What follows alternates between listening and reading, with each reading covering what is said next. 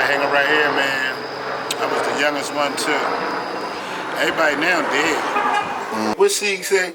And you gave him a block, put him to your neck. Now he giving you a Glock, putting it to your neck. Figures. And even Eve had this. I promise you, it's like probably. You know how many females got cheetah paws coming up their thighs? Sue walk up. Like what you was on, whatever hood you was from then, and man, you was rapping, whether you was from Uptown, South Philly, like South. Tell me what you know about the hood life. Where did it come from? How did you like come up with your own? Like where did Vodka birth? You feel me? Where did it start? Well, it started right here where you rap, but right up the street on the corner. You know what I'm saying? As far as lyrics, it was just in me, man. You know, if you was to be like on the same question, I don't know where it came from, man. If I was to really answer that question thoroughly, I would be like, well, I'm from the future. You think what I'm saying? I would say that, you know what I'm saying? It sounds fly, it sounds like some cool shit, but it's really not because it's outer body. Like, I'll be sitting here and I'll open this book, man, and then I'll write this. I might blink and be like, what the f, my face get the, what the, I don't even know what I said, so that's a spirit. I don't even know how that happened. The pen just be all emotions, all anger, all like intelligence, all wisdom, all everything that you can think of. You know what I'm saying? And then you blink again, and that shit be on the page. Just be like front, back, but you know, people don't really mess around with the books no more. Mm-hmm. You know what I'm saying? Facts, people though. don't even mess around. So look, with the books no more. But do you remember the first time that you met Big Star? Oh, look at what we came across. You know, free verses for niggas. Old Man Winter and Greg G's is a problem. That's crazy. I didn't just write that. See when you sit there and write for niggas and take time out your motherfucking. You gave what Sieg say, and you gave him a block, put him to your neck. Now he giving you a Glock, putting it to your neck. Facts. Yeah. So look, why we talk about Sieg? My bad. No, listen, bro, we rolling, bro. You know this hood life media shit. Why we talking about Sieg though? Talk about that Sieg era from your perspective, cause like that era in the Too Raw from the Streets era, it was like, you know what I'm saying? They really had Philly in the chokehold. Well, it was the essence. This was the days of time to where you had to actually know how to rap. You had to have lyrics. You had to have substance. You had to have content. Not the content like just say something about somebody and get some likes. Like you had to have some real shit that you was talking about. So around this time, you know, I was young, man, and the niggas that had that shit on Smash is like Sieg. You know what I'm saying? This is like, maybe this could have been 8, 9, 9. When Sieg, Major Figures, they was all on the radio together, Most Wanted. Shout outs to all them guys, man. You know, this was glorious times. This was even before State Property.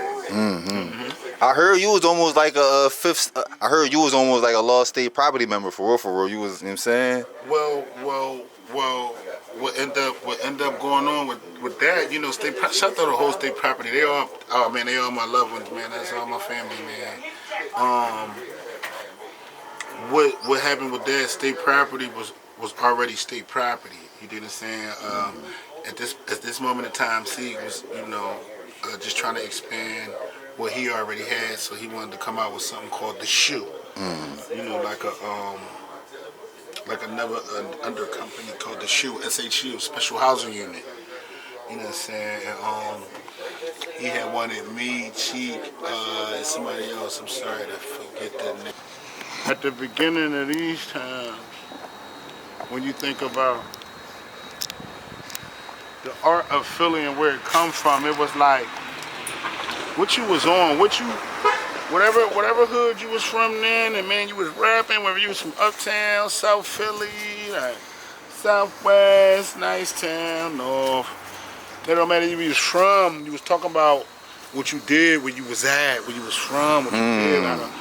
You know what I'm saying? So, you know, There was a lot of competition there. Not to mention that we had to go to war, subliminal war, with like them New York niggas, man, because X had shit on Smash. Like, man, you know, it was a lot of crazy going on with the lyricists. Cameron, shout out to all them guys, man. Murder, Mace, all them niggas, This was lyrics. This was lyrics days. You know what I'm saying? I don't even know if I said DMX, but I might have said it twice, but it's deservable. You said that's doing 3 times. Yeah. The nigga went diamond and all that. Yeah, so you know when you dealing in the matter of lyrics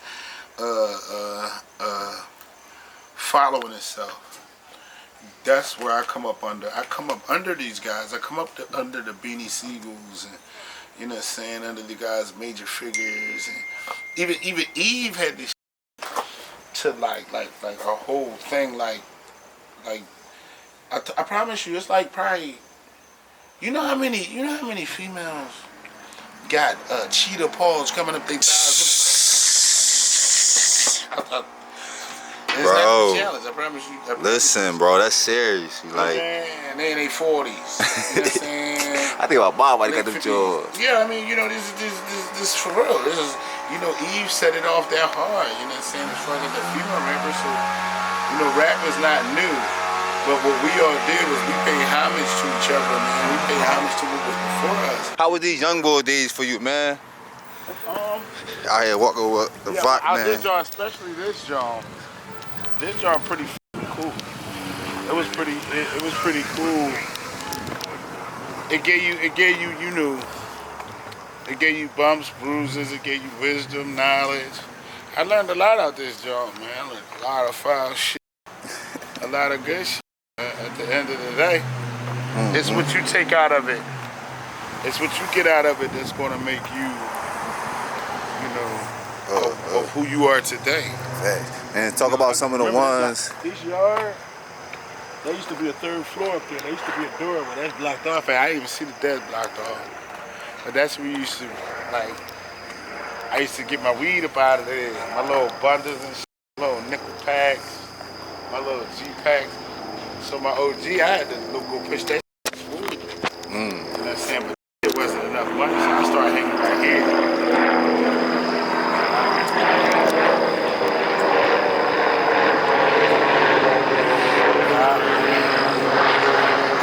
Right here, man. I was the youngest one too. Everybody now dead. Everybody now dead, locked up. You know what I'm saying? Just living a regular life. It ain't really too, you know, it ain't really too animated. So I was gonna say that. Talk about some of the ones like, you know, from this area that made a name who not, you know, here with us today. I mean, I know it's so many, bro. The ones that's here. God bless the souls of the ones that's going, man. You know? We here. Facts, though. So talk about it. You know, but this is what it's all about. This is where the stories come from. This is where the real life come from. You know what I'm saying? Facts. So what's your thoughts as far as today's generation and then how it was when you was coming up? Well, break it down. Elaborate. What you mean? Alright, so like, it's the same thing, but it's different areas. Especially with the rap and with the drill rap. Like, y'all used to go at it back in the day on the rap DVDs, going at each other and things like that. You feel me? Dissing. But today, remember, we was all about who was hotter. We wasn't about like who would kill you. You know what I'm saying? We wasn't on that. We was like who can like rap better, like who could spit better. We separated our street shit from our rap shit. We only used to just talk about what we was doing in the streets for fun, to say it fly, to be fly. You know what I'm saying? Be some cool shit. You know, what the problem is, man, for real, man, you know, like not even no young generation or old generation shit like that, man. Motherfuckers ain't comfortable in their skin. You know what I'm saying? Motherfuckers don't know how to turn the cool up, man, so they're gonna do what everybody else do. So, like, I ain't that rapper shit. Like, that being somebody else shit is like we running out of people now. If everybody's the same person, like, what we gonna do? That's real rap, bro. Y'all talking about AI, y'all talking about clones. Y'all the fucking robots, y'all followers. That's facts, though. I'm following this, y'all doing the same shit. So look, I want to talk about, because you had a lot of different situations when it comes to the music. So I want to take them back. The Rashid Wilder situation, I know y'all was doing some things like that. But did you have anybody before him, like trying to back you? I never dealt with She Wireless. Rasul Butler. Rasul Butler, my fault, bro. I got the wrong bless info. Yeah, God bless her dad, man. Rest in peace, Sue, man. Sue, that was my man. Damn, I'm out of pocket because Sue from the P too. Yeah, Sue, that was my man, yo. You know, and we was close, but not like close to where, you know what I'm saying? But you know, we knew each other or whatever, man. But that just was a friend. You know, we had a something. He helped me out really like thoroughly one time on some just, you know, like some thorough shit. It wasn't financially, it was just honor, but we never did no music or nothing like that. You know, I was signed in 2003 to Catino Mobley when he was playing for the Houston Rockets. So that's a different vibe. And he was he was playing with Yao Ming and Steve Franchise and them boys. I was out there then, 03. You know what I'm saying? So what was the vibes? I was living out there. I was living out there for 2 years. I was about to say, what were the vibes like? Because I know that it's definitely different when you first leave Philly and start seeing different stuff. Yeah, I mean, you know, when I left, I was radical, man. I still was in the streets heavy. I was on drugs. You know what I'm saying? Panties. You know what I'm saying? When I went out there, that like really saved my life. That was one of the things that saved my life because I didn't have real access to that poison. You know what I'm saying? You know, of course I had access to like the liquor and the weed and stuff like that, but like the pills and shit. You know, it kept me away from that. But that's how I got a relationship with a lot of these, you know, these sports guys. You know what I'm saying? In the beginning. But with Sue, that, you know what I'm saying, you just brought Sue up, man, and that just kind of broke my heart because these are guys that you still think it's here. You know what I'm saying? You forget that they passed on. Fact. So, and I know he was like genuine showing you love, cause. Well, yeah, that was a good guy, but we had one particular together. In particular, I was just talking about. I'm gonna give you a fast story. So, I go to Club Cat having a party here one night downtown Delaware, somewhere where we at. I get whiff of it. I don't even know you're having a party.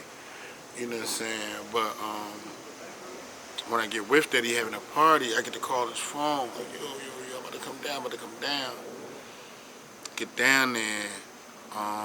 After talking to him, like, yeah, come on down. I'm on my way down there now. We all going through the back.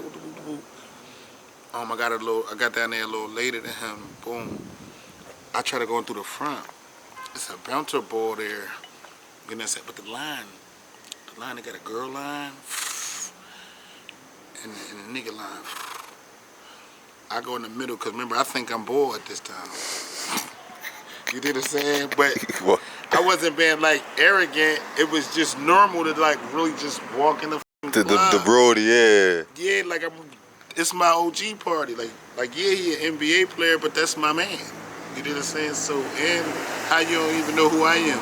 So I might have had a little a teaspoon of arrogance, but it wasn't that bad. So short story short, the bouncer boy, like, go ahead, man. Like, just wait in line like everybody else. Like, I'm giving him a headache. I'm like, what are you talking about? I'm trying to get Kid on the phone. He answered. Hi. I'm humiliated. All I hear is this. that right? I'm humiliated. I'm like, he like, man, just go ahead, man. Like, he like really, I'm like, yo, he's burning me out now. I'm like, I'm calling, I'm looking crazy like I'm faking this. I'm like, Sue walk up. You know what I'm saying? Sue walk up. We got pictures with him. You know what I'm saying? He like, hey, Voc, what you doing out here? I'm like, it was like a breath of fresh air. Like, I told you. I couldn't wait. I said, this security guard boy, this guy here, yeah, you just said, this guy here, I tried to tell this guy, you know what I'm saying, I go in, and And he like, no, that's Vodka. Like, whoop-de-whoop. Like, no, that's cat folks. You know what I'm saying? Security boy like, oh, all right, my bad. Like, you ain't. I'm like, see?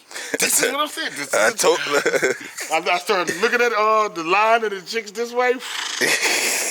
Look back at the niggas this way. Like, I told everybody. Because they was trying, if Sue didn't No, them outside niggas trying to get in. Like, no, I'm trying to tell you, I'm supposed to be here. If Sue did not walk up, I'd have been humiliated that night. Like, whoa. So Sue go right in, like, hey, come on, rock with me. And we go in it, Jawn. That was like one of our last and best moments, like, as that. But, you know, me and Sue, you know, he was cool with Cat. Him and Cat was good friends. You know what I'm saying? I was just a young nigga. Facts, though, man. You definitely, like I said, bro. I want to take him back to that era. Who was your top 5 from that era?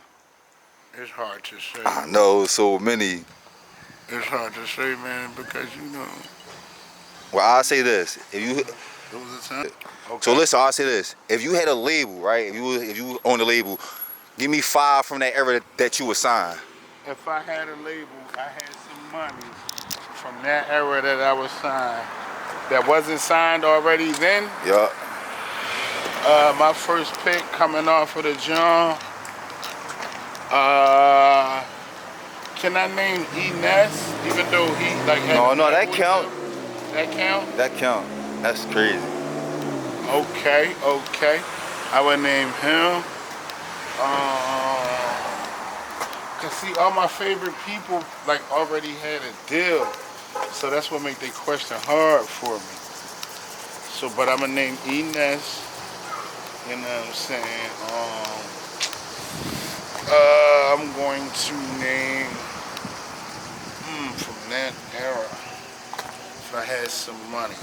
It's a lot. You got H-Head, Quill. You can, you know what I'm saying? Right. Even some of the ones that ain't like the So okay, I will put it to Monster.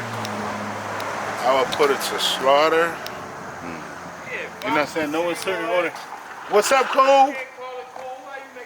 Oh, Ice, man. That's it, man. You know what I'm saying? Hey, man, good seeing you, good brother. You already know. Always.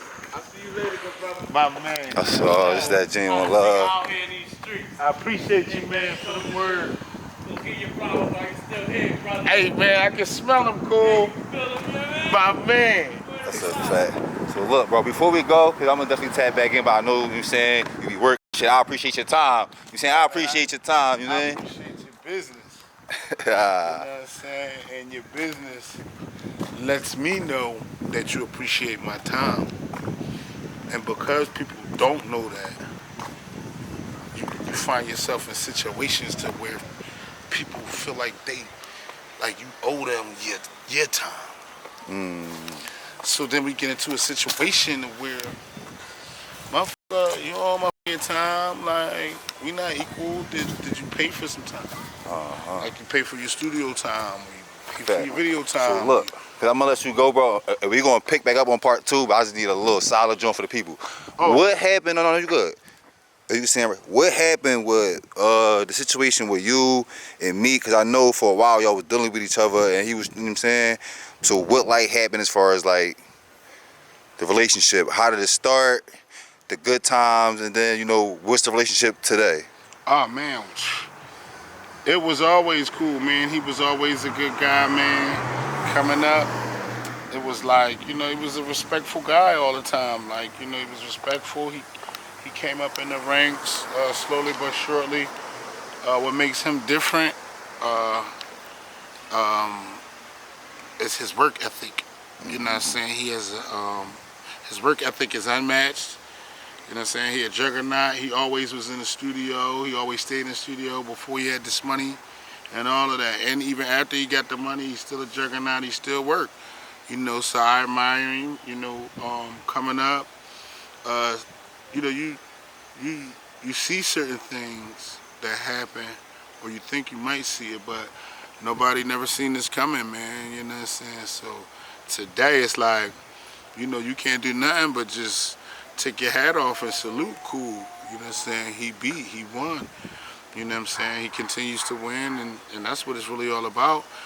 you know, he feeding his family. He get back to all the people he love. Man.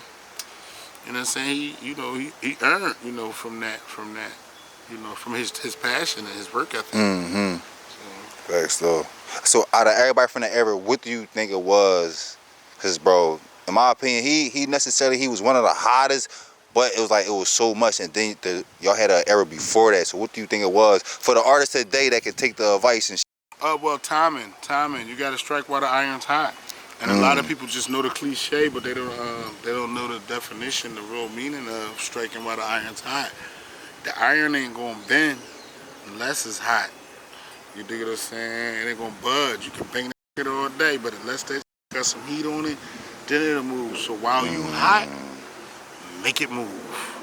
Because when you cool off, it's gonna be hard for that shit to bend. You know what I'm saying? Let's stay cool like you cool. On ice.